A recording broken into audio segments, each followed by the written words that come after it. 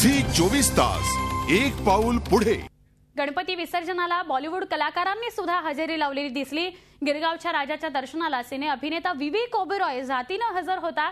त्याचा आमचे प्रतिनिधी अमित जोशी यांनी गप्पा मारल्या विवेक ओबेरॉयशी। आपण पाहूया। मुंबईत गणपतीची जी विसर्जन मिरवणूक निघते त्याचं आकर्षण भल्या भल्या लोकांना असतं।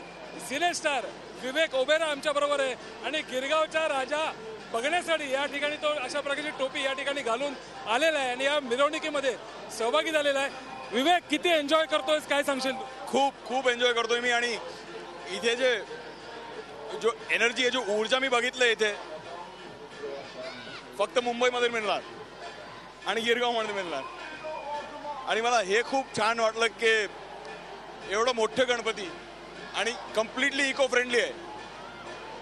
It's a message to the whole nation, it's a whole message to the whole country and the entire community कि ये पर्यावरण के लिए सोच समझ के जो लोगों ने किया है ना, हे मला खूप आवडलं मला। इकडचा जो माहोल आहे त्याबद्दल काय सांगशील? आपल्या दोन्ही साईडला पब्लिक उभा आहे, खाली लोक उभे आहेत, काय सांगशील? खूप मस्त माहौल है।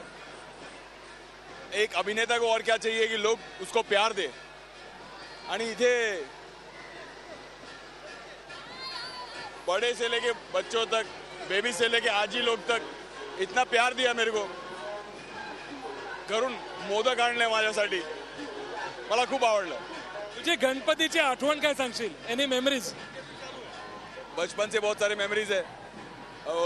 जितने महाराष्ट्रन दोस्त थे मेरे, सबके घर पे पूरन पोली और मोदक ये सब बनते थे, तो हम लोग मोदक खाने के कंपटीशन करते थे।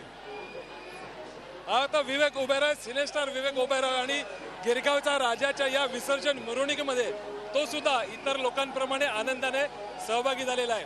झी 24 ताससाठी video journalist Vidyadhar sir, Amit Joshi, Mumbai. Zee 24 तास एक पाऊल पुढे।